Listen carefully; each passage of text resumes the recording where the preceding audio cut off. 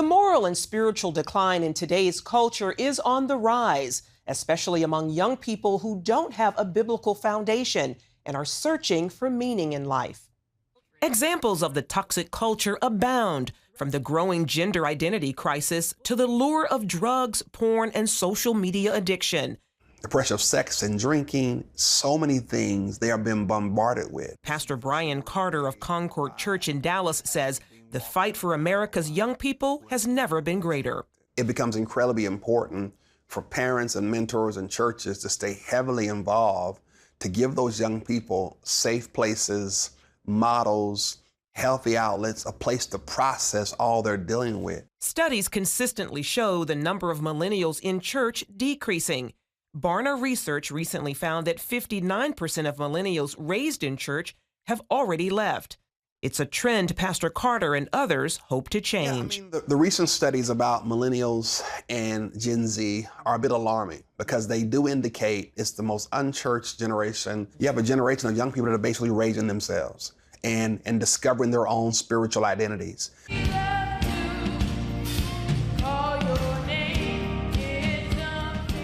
That's why Carter and his congregation focus on helping youth relate to Scripture and even let them take the lead from time to time.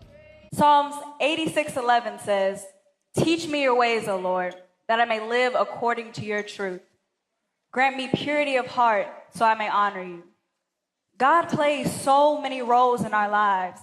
And to me, this scripture advises us to look to God as a teacher and a mentor. They want people to be involved, to coach them. It's crucial that churches begin to re-examine, how do I disciple this generation well?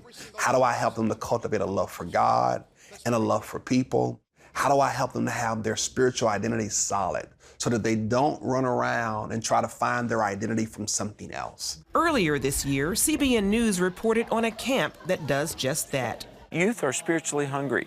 I mean, they really, really are. Alex McFarland of Truth for a New Generation says parents and the church community must be ready to answer the tough questions young people have about religion. Does truth exist? Does God exist? How can we know God exists? What about the Bible? Is the Bible true and trustworthy? What about Jesus? Miki and Will Addison host a radio show called Airing the Addisons.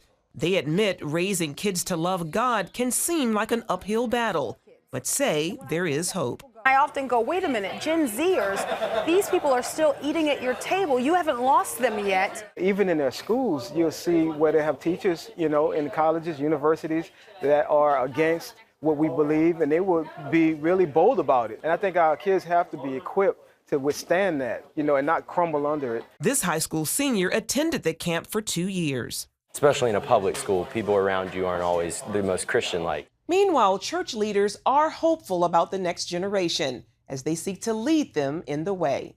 They are bold. They are courageous. They just need to be armed with the truth. They want to be a light in darkness, but we need to make sure that we pass on that light to them. Over time, I think we'll be surprised by how this next generation takes this faith, uses technology, and reaches people that we never could reach before. Charlene Aaron, CBN News.